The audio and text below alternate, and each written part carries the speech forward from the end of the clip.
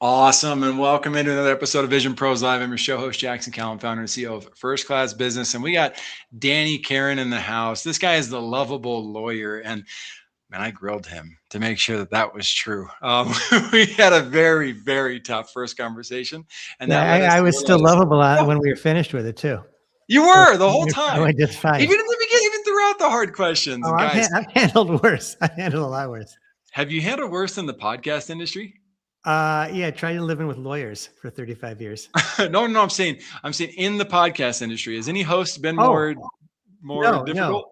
No. You're a pain in the ass. And it was worth it being in it.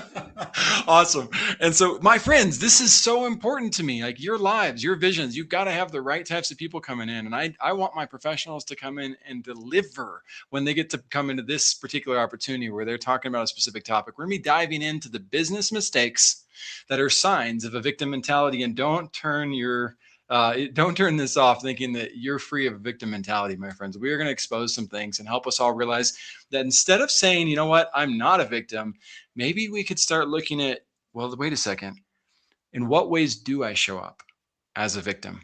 Because I think all of us have a tendency to, in some area or another, fall into that reality. And we're going to talk about legally protecting yourself. We're going to talk about how to bolster your business as well. Danny's right there and in the act of building his own brand out as well. And so, Danny, let's start with your vision. Tell us about your vision first, and then we'll dive into some of the specifics. My vision for what? Boy, I got a lot of visions. My vision as it concerns this brand and what we're doing is really to make it take off, as everybody's, vision is when they're kind of in this social media self-help wellness space. But I'm promoting something that I've not seen out there. There's all this wellness content out there. You take a look at the daytime landscape and internet landscape, and you see a bunch of emotional wellness content out there, like Dr. Phil, going on about being safe in your mind and body. And there's a lot of financial wellness content out there. Jim Cramer, Susie Orman, talking about how to set up a 529 for your kids or a 401k for yourself. But where it concerns that third essential wellness bucket, legal, which, by the way, when it tips, it spills into the other two because you freak out and you go broke. There's really nothing there. And I wanted to build that space by delivering legal wellness in a free, fun, and friendly way, in a way that people deserve but don't get, because the law is a right and not a privilege reserved only for folks who can afford expensive lawyers. And if we don't understand the law, it doesn't serve its highest purpose and calling because we can't use it to our benefit. And people just kind of ignore it and don't know about it, or somewhere in between. My vision is to deliver legal wellness in an accessible way where people can feel good and confident about themselves legally as they do physically, emotionally, and financially. I have been through the ringer legally myself. We're not going to turn this into my episode today, but y'all can find that on other episodes. I want to focus on why it's so helpful and why this paradigm matters. Years ago, traveling was only for the wealthiest of the wealthy. Right? Years ago, getting a financial advisor was only the wealthiest of the wealthy. Getting access to the internet and higher education was only for the wealthy. My friends, times are changing. It is very important to realize you can actually unlock access to new things that maybe your friends and family are uncomfortable with, but that doesn't make it wrong. That just puts you ahead. So make sure to get ahead in this. We're going to talk about it again, the business mistakes that are signs of a victim mentality. Before we cut to a break, we're going to dive in a little bit first hot and heavy. So in business, the mindset, you can ask Dan Martell, you can ask Richard Branson, great leaders. Your mindset can either protect you or quietly sabotage everything that you're building and everyone that you're building with. And let's talk about that first. To break down the legal and mental mistakes that are hurting entrepreneurs the most, what would you say some of those are, Danny? What things are holding us back mentally? I think the biggest thing is just not appreciating what you don't know. We always say you don't know what you don't know, but boy, you really got to appreciate that there's so much stuff out there that you don't know as it concerns business. So I'm an attorney. I've got my own law firm. I've had it for 20 some years. I had my own firm with some other guys for another. But Danny, on Forbes, I read an article that said these are the 7 steps to win in business. I mean, shouldn't that be it? Listen, I'm no sucker for steps. I'm more nuanced than that. And my point was going to be that, hey, listen, you stay in your lane is really kind of the lesson. I don't know from business law. I know class action law. I know consumer protection law. I know antitrust. I know this much about securities, but I don't know how to start a business. I don't know how to write a partnership agreement or a corporate charter. I don't know how to incorporating yourself isn't so hard, but there are a lot of things that I just don't know. And what they say, do you know what they say about a lawyer who represents himself? What is that? He has a fool for a client. And I don't want to be that fool. So right. where it concerns anything business related for me, I talk to my lawyer. I don't do anything, and I haven't for 12 years without talking to my lawyer first and getting his guidance. Even if it turns out I'm right, I want that peace of mind. So as it concerns copyright issues or incorporation issues or relationships with co-counsel, sometimes I just need to put it to somebody else to get some guidance. And what I'm trying to do, you see, is offer folks like a DIY law degree. You don't need to necessarily pay for a lawyer. If that is, you listen to me. If you buy my book, if you take a look at and pay mind to some lessons that I relate to folks in an accessible way so that you can handle these things to some degree on your own, not entirely. Sometimes you do need a lawyer. If you're in a car crash, you don't want to litigate it yourself, but there's some steps you want to initiate on your own before you get a lawyer. That's in here. That's really my biggest, most important admonition of all. No, not what you don't know, but that you don't know a lot of stuff. And I really appreciate it, man, because so many business owners ignore the CLO. They don't have a chief legal officer. They don't even think about that department. And it is unfortunate when you get to a point where you need it. And you didn't prepare. It's better to prepare and prevent than repair and repent. I will also double down on what Danny said about hiring yourself as your own lawyer. As an entrepreneur, my friends, is a very important quote that stood the test of time. And it is: absolute power corrupts absolutely. And you may think that it only applies to politicians, but in reality, as a business owner, if the buck stops with you and you don't have any checks and balances in place, you don't have any team members that can challenge your authority, you're the one who makes all the decisions, and there's nobody who can override your veto process, you're going to fall into a very dark and difficult reality sooner than later. So what we're saying is, instead, just protect yourself, bring the right people in. Don't feel like you have to do all of this on your own. You do need great people by your side in order to create great visions. So we're going to come back. We're going to talk about, go ahead, Danny, you're burning, get it. I wouldn't fix my own car. I wouldn't fix my own furnace. I wouldn't fix my own body when I'm sick. You see specialists for all that stuff. See a lawyer. Or to the extent you can handle stuff on your own, because you can make some quick fixes. I just got some new Allen wrenches. I tried to fix the door on the shower. Couldn't do it. But there's some things you can do on your own. That's where my counseling and guidance come in. But for the bigger ticket items, let me tell you, there's no substituting for an expert, whether it be a doctor, a mechanic, or, as it concerns our conversation, a lawyer. Nailed it. And we're going to connect these business mistakes to victim mentality so that we can pull you out of the victim mentality and help you run your business as a great visionary. All right. Welcome in to Vision Pros Live with Jackson Calame. I'm your show host. We will be doing interviews for visionary entrepreneurs and guest leaders who are building fantastic visions out there.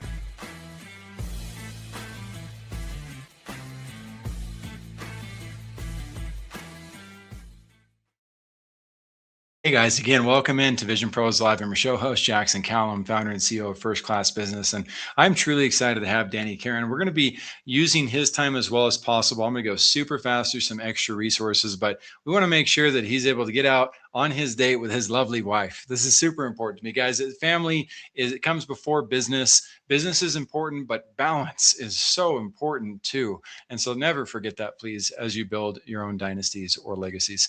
Sponsors, real quick, AI Mavericks. AI Mavericks is a program that I pay to be part of because I want to be part of an audience of world-class AI experts mastermind and seeing, well, what do they see today that I don't? Because this stuff's moving fast, my friends. You want as many of these people by your side as you can get. So Austin Armstrong, somebody I met personally at Social Media Marketing World last year, and I was super impressed at how intentional and on point and authentically genuine he was during the whole time that he was with us. In addition to that, not only was he just present for that, then I found out about Scott Simpson, who was launching AI Mavericks with, and I spent the year watching what they were doing, tagging my team members on the different projects and seeing just how he could handle the heat of I asked tough questions. I'll just put it that way. And we had some battles about AI back and forth, and I cannot speak highly enough about what they've built with AI Mavericks. They're doing super advanced stuff like creating agents and basically training AI to take over job positions and stuff like that, that allows the people who do those positions to upgrade to things AI cannot do. Then we have the AI marketplace. What? 2 of them? and one's owned by me, yes, you're right. Why? Because I believe in collaboration and in abundance. And I know that all of you out there right now, you have the expertise that AI needs, and that's not going to go anywhere anytime soon. But you may not know how to talk about it in an interview, and you may not know how your skill sets translate for your resume and for your LinkedIn. And so for the professional track, this helps you understand how to utilize AI to belong in the upcoming workforce. And on the business side, how to track down what are my bottlenecks as a business that are applicable in today's world that can actually be fixed. And my friends, most business owners are putting AI into their business in ways that is absolutely ruining their reputation. Like Ring Central. I'll call them out today. I tried to cancel my service with them today, but guess what? I got stuck in between AI hotlines and AI chats and nothing was moved forward. I have to try again tomorrow. I will never go back to Ring Central because of how abysmal their customer support is right now. That's a multi-billion-dollar company that is screwing up AI. We are not better than multi-billion-dollar companies, my friends. So we need to be extra careful about how do we use these tools to create productivity and profitability for ourselves. And that's exactly what we teach on this. Our founding memberships are going for $50 a month or $500 lifetime access. You don't have to pay yearly on that. Come and join us as a founding member, get ahead of the curve and help us open the doors for others. The last thing I'll say about it, my friends, is that we have a grant program for any of you that cannot afford or don't want to pay for it up front because you want to see the value first. Just click the grant program, apply through that system, commit to the 5 steps that we ask you to do on a regular basis in order to own that grant, just like a great scholarship. I want everybody to be involved in this. I don't want anybody left behind in the new world of AI. Then there's the water project, my friends. All of us have access to water. If you're listening to this podcast right now, I have a feeling you have a cup of water near you. These people don't. There are millions of people who go without clean drinking water every single day. There are kids out there who have to leave school to get it for their schools, parents who have to leave work to get water. You can imagine what type of jeopardy that might put them with their careers. We have an opportunity to step in and help. And even if you give $10 to $20 to this project, you actually get to see that project come to fruition, and you may bless the lives of 500 plus people for generations. This is an amazing opportunity to help out. And lastly, my friends, there are 8 billion people in this world. If you know of a cause that you'd like to see us support, do us a favor. Let's create a battle in the comments. Drop your cause there. Let me take a look at it. I'll personally look at it. And if we can contribute, we will, or I'll possibly even talk about it on this show. But like I said, we got 8 billion people to help. We're going to get back to helping every single one of you right now with Danny Karon himself. So Danny, again, thanks for joining me here. And thanks for being the lovable lawyer. Actually, I'm your lovable lawyer. Oh, you're right. No, your versus the article V, a distinction with a big difference. You know why? Because I'm personal to you. I'm not just out there. I want you to feel like my guidance is something you can use, and it's designed to help you in your problems, because your problems matter. They matter to me and they should matter to you. And I want to collaborate with you to make your life better. That's the whole basis for the brand. Do I need a contract and an agreement before I can claim that myself? Let me talk to my lawyer. Very good. Fun game. And I really like the personalization on it and just the way that you show up. So we're going to move into this super fast, Danny, because again, I got to get you at the door. Did you hear my wife on the phone when I told her it would be an hour? And I said, you know what? I know how important it is. Like, how cool is it when as entrepreneurs, we can under promise and over deliver, right? So let's over deliver on this one on both fronts. So from overlooked contracts to unnecessary communication mistakes, our conversation is going to highlight the habits that separate resilient leaders from those who unknowingly put their business at risk. So let's talk there first. Overlooked contracts and unnecessary communication mistakes. What pops up most often? Nobody reads their contracts. You know they don't. You don't. I often don't. All you got to do is download an app and you scroll through all this stuff and then you hit accept. Thing is, they design the process so that you don't read what they're binding you to. It's one thing to scroll through and click. That's called a scroll through agreement. Worse yet, more sinister, is a click through agreement where you have to click each page, because when you get screwed and you go back and try to sue them and they say you can't because you accepted every page. Why? Because I have a click response for every single page. Like, oh man, that's not what I meant by that. Well, that's why they do it. And the thing is, they bury all the bad stuff, of course, in what you don't read. Most notably, liability waivers. Those are the clauses, the language that say, hey, listen, if we hurt you, we're not on the hook. You're self-pay. I'll give you an example. I'm getting a little feedback. Are you all right? You're good. Yeah, keep going. This is the book too. This case involves Richard Corwin. Corwin was a guy in New York City who rented a bike in the middle of Manhattan at one of those bike share facilities. And to to rent the bike, he had to sign up through the app. Click, click, click. He signs up. Fine. He goes, he gets the bike. He takes the bike away from the station, hits a curb immediately, takes a header, cracks his head open, and he's in the hospital. He ends up suing New York Bike Share, claiming, hey, listen, your facility was poorly configured. There shouldn't have been a curb there. You were negligent. And for that reason, I want you to pay for my injuries. New York Bike Share defended on the basis of, in the text that he accepted, there's a liability waiver that says, hey, listen, for gross negligence, meaning like really bad, like we saw you coming and we put our foot out and tripped you kind of thing, that we're not off the hook for. But for ordinary negligence, like you're alleging, you know what? That's on you. Now, you might wonder, what could he have done to change that? Well, nothing. If he wanted to rent from, Manhattan Bike Share or Midtown Bike Share or wherever, it's going to have that same language. No different than if you sign up for cell phone service from AT&T, T-Mobile, or Verizon. They all have the same language in them. Believe me, you can't change it. That's called an adhesion contract. Take it or leave it.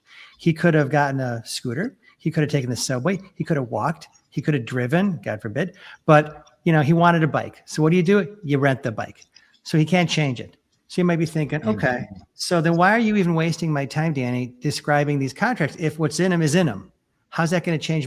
What's going to change even had I read it?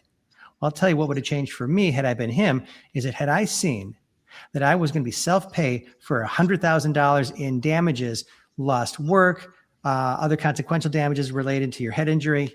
If I were to take a header, what would I have done differently? I'd have worn a helmet. You can do a lot of things to build into the language that you can't avoid. What ended up happening for him? He lost, as you'd expect, because the language is in there. Not all states are going to side with the company. Some are more liberal. They side with the victim. You would have thought if anybody, New York would, but no, even in New York, he lost. So people don't read their contracts. They don't know what to expect. They don't take proper precautions based on what language is in them. To the extent they can change them, they don't even try to. None of these options are good. Read your contracts. Yep.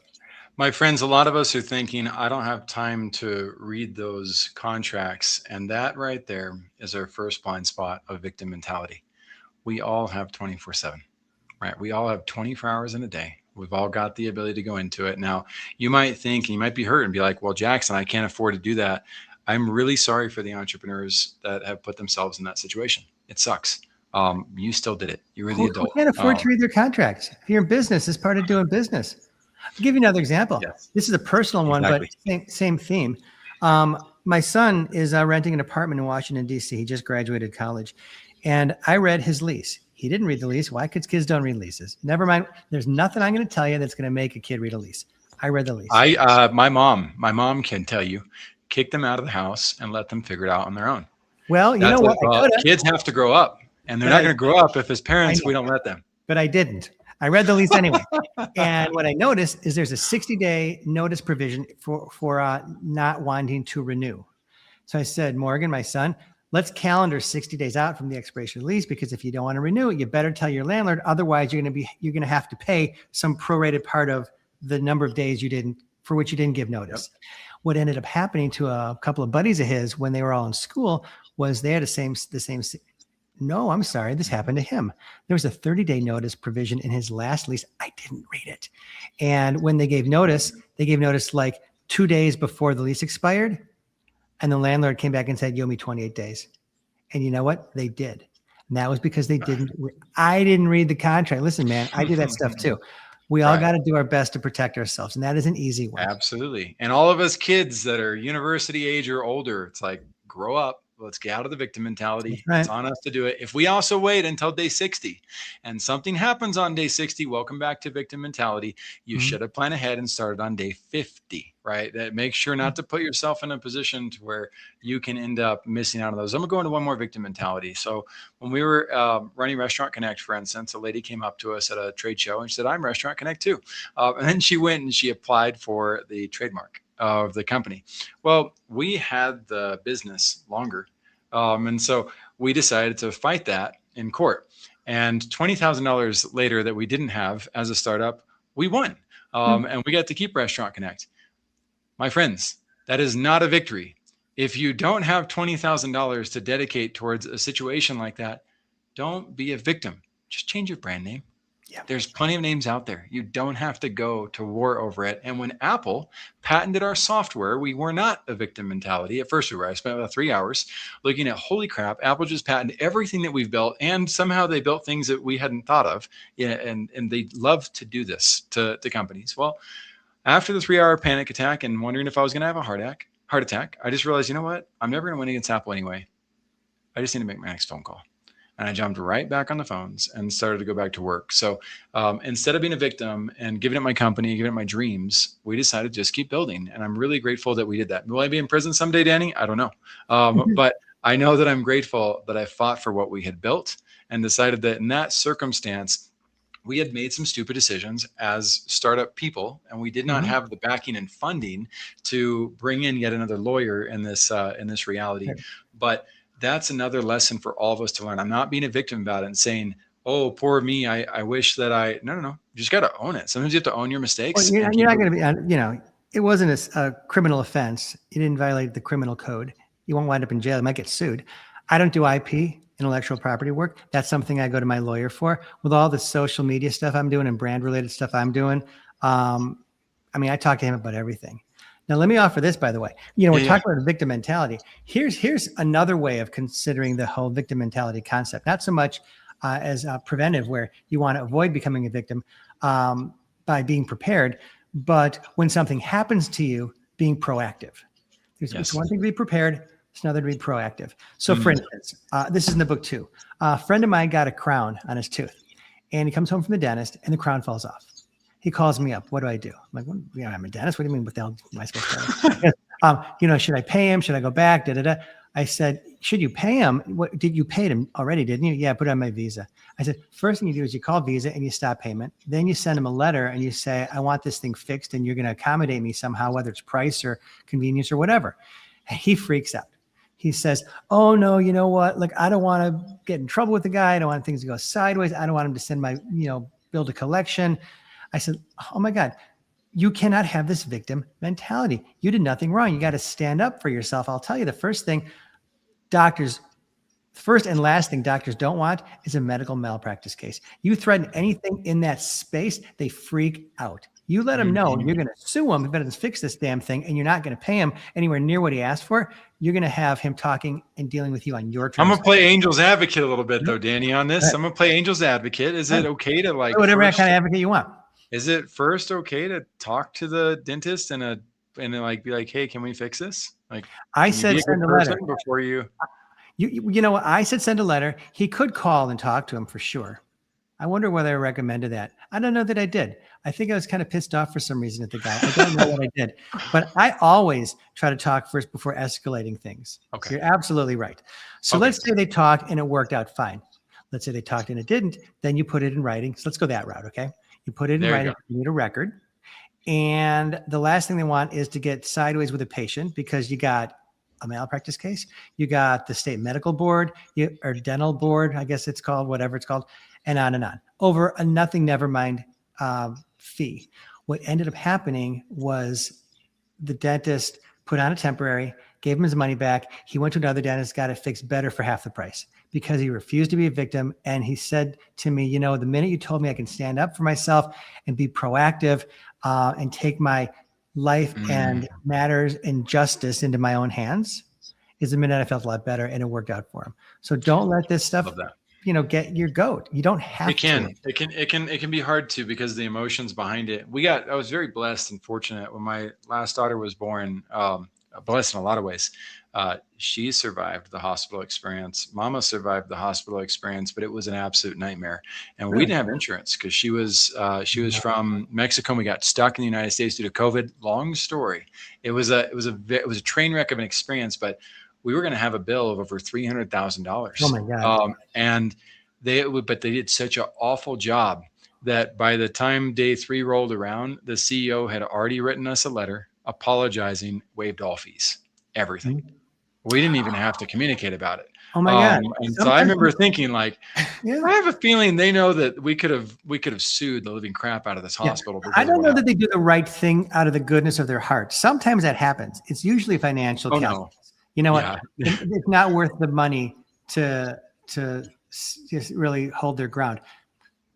few years ago, my wife was right here where we are. I'm in Florida. I'm gonna limit you to 2 minutes on this one because I know we got to get you out of here. Oh, no, we're good. Oh no, we're gonna make this happen. But we are gonna make this happen.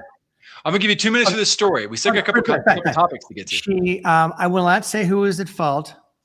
We'll leave it at that. But she ended up crashing our new car. Total loss. Other car, total loss. Some injuries. Lawyers get involved. By the time you add it up, you're talking about 2 cars, $100,000. Injuries, $150. That's $250. Lawyers, another $350,000 swing, right? The insurance company, when we made a claim, said, you're not covered. We're denying your claim. Like, you got to be kidding me. I'm like, why? And they gave me some half-baked reason, didn't hold up. And I had to take matters into my own hands. Even though I'm the lawyer, I had to represent myself. Why? Because number one, no contingency fee lawyer is going to take the case on a, pay me 1/3 of find coverage. That's not even a thing. And no hourly lawyer, I couldn't afford it. $500 an hour, I'm upside down like you described earlier. So I had to do it myself. I got on my forensic horse and reconstructed the facts. I got the lease. I got the email chain. I got the cell phone records. I got the odometer statement. I got everything I could and needed to build a story.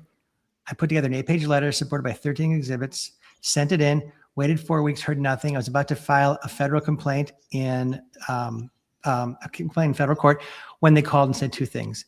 1, they said, you're covered. And 2, they said, we're sorry for what we put you through. The letter was that compelling. So you know what? I could have taken it and gone personally bankrupt. Right. Or really pushed. And I like to say adversity really makes you helpless in that you have no choice but to succeed. And that's what happened. And that's what I did. And you got to self-advocate. I appreciate that a lot. Now, we put in here why say less and read more is a powerful business strategy. We also have in here how better habits can protect our business relationships and reputation. Let's start first with say less and read more. What's that all about? My grandma used to always tell me, you can't go wrong with your mouth shut. I mean, there's so many ways to get into trouble these days. These defamation cases are epidemic and they're massive. I mean, they're not nickel and dime cases anymore. I mean, look at like Alex Jones got sued for the Sandy Hook thing for like $1 billion. Donald Trump got sued several times for tens of millions of dollars, and on and on and on. With the Fox voting news, with the voting systems and everything. So it's really stupid to pop off if you don't know the facts, and more so if you don't know the law that you're taking refuge in to support what you say. Look at a couple of years ago on campus with all the Gaza-Israel protests. Kids were thinking they could say what they want, when they wanted, for however long they wanted, to whomever they wanted, about whomever, and they could take refuge in the First Amendment. I'll bet you anything, 99 out of 100 kids didn't know what the First Amendment said, much less where to find it. Maybe they chat GPT it, and that's about it. But you know what? The First Amendment doesn't allow you to say and support your saying whatever you want, whenever you want. It's got limitations, a lot of them, obscenities, fighting words, defamation, and so on. It doesn't apply to private institutions like private schools. They only adopt the First Amendment's requirements because they're bastions of higher learning. They want to kind of play and look the part, as you would expect. But they don't have to. That's why restaurants can say no shoes, no shirt, no service, because they can say whatever the hell they want. It's a private entity, and so long as they're not discriminating against a protected class, they can do it.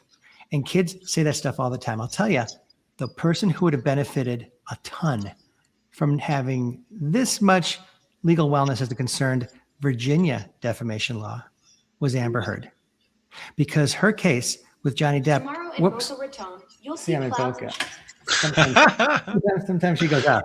AI coming in. Yeah, right. I don't know what I said. Amber, Alexa, I don't know, kind of close. So it was not a spousal abuse case. It was a defamation case. And had she known what not to say under Virginia common law, what the elements of a defamation claim are there, which she had no clue about, I'm sure of it, as most of us don't in our respective states, she would have not said what she did, and she'd have been up anywhere, it's projected, between $10 and $12 million.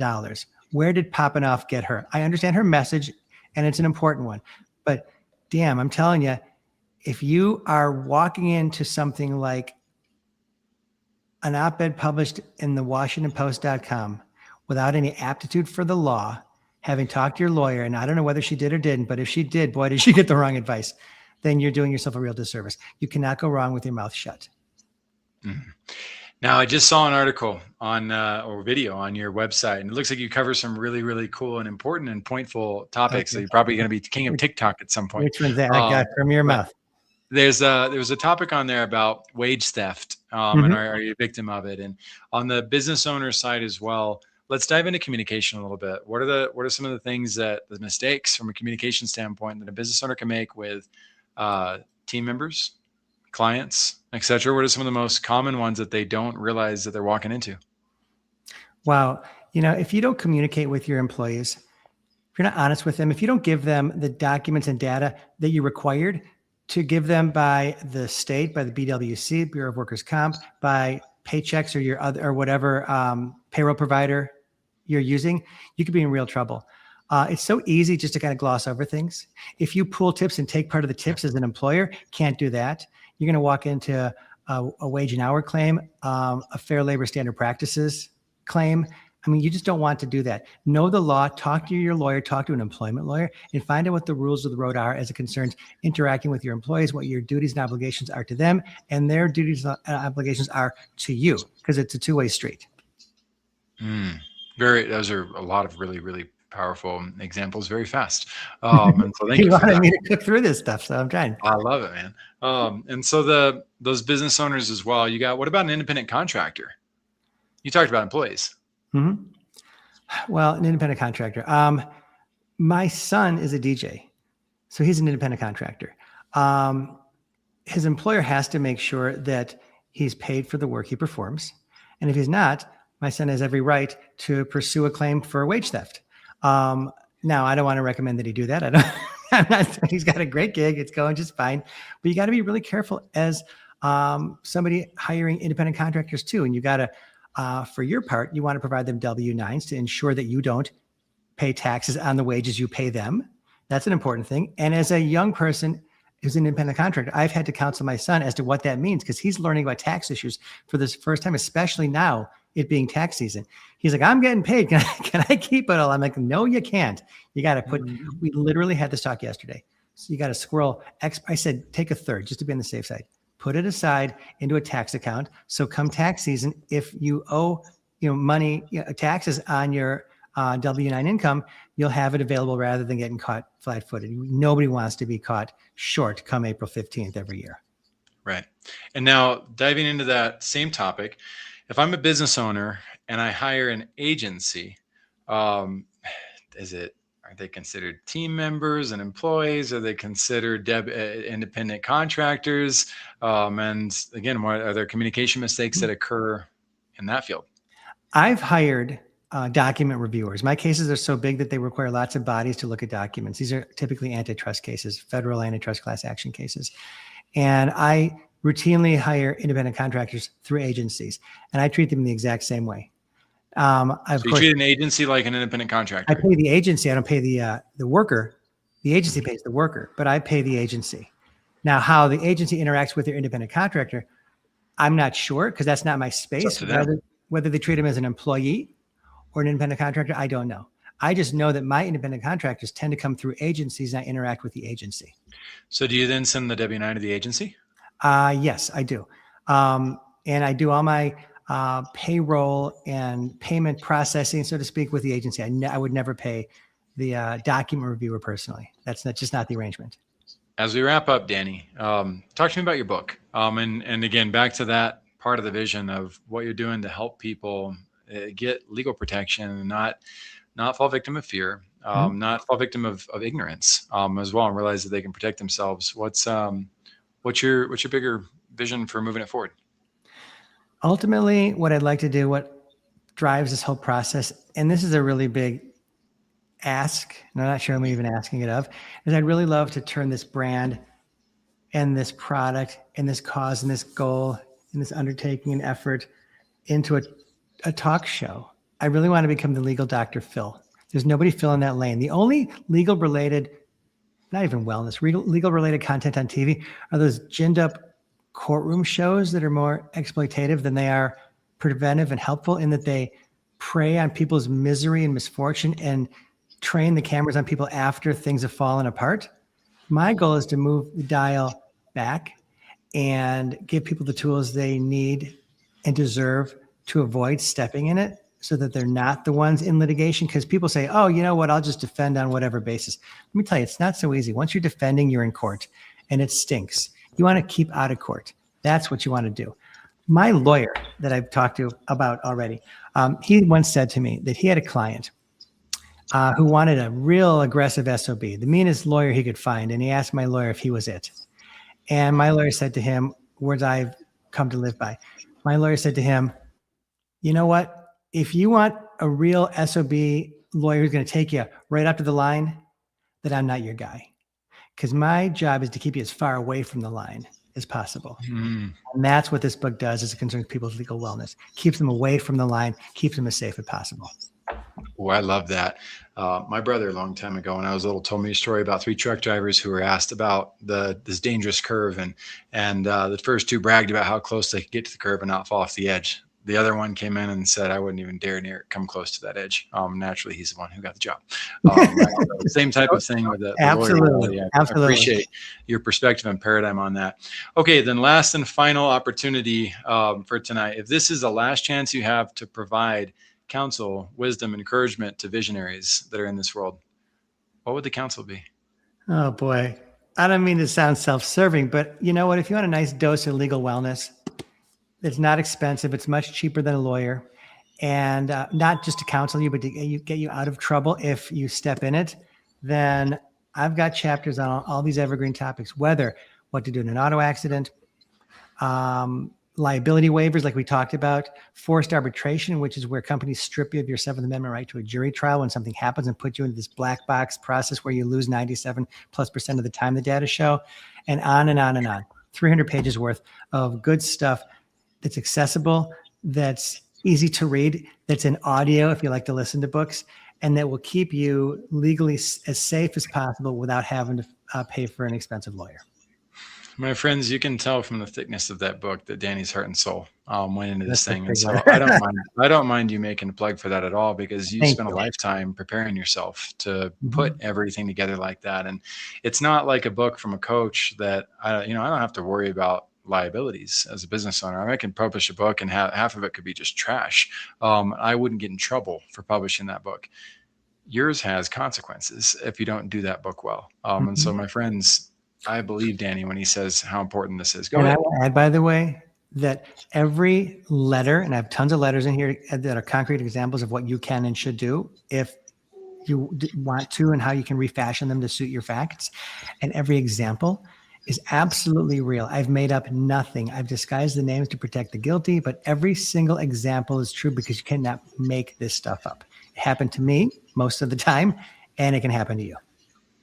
I wish you the best on your TV show opportunity, Danny. There's a lot of opportunities with that. You have the personality, you got the face for it, you got the voice for it, you got the ability to both be kind and be controversial. So I can see that definitely being something a network would pick out. Conflict, right? And my friends, those of you who are visionaries, visionproslive.com, top corner, be our guest. Come be our guest. You don't have to be one of the world's best lawyers to be on the show. You can also be starting your vision out as well. And we'll see you guys all in the next episode of Vision Pros Live. Thank you for being here today. I'm really happy that you tuned in to Vision Pros Live. I'm looking forward to seeing your reactions as these episodes continue to move forward. This is going to get more and more fun. We'll have more and more engagement as well. We'll invite people to participate in the show. And thank you for giving us your time and attention. Have an excellent time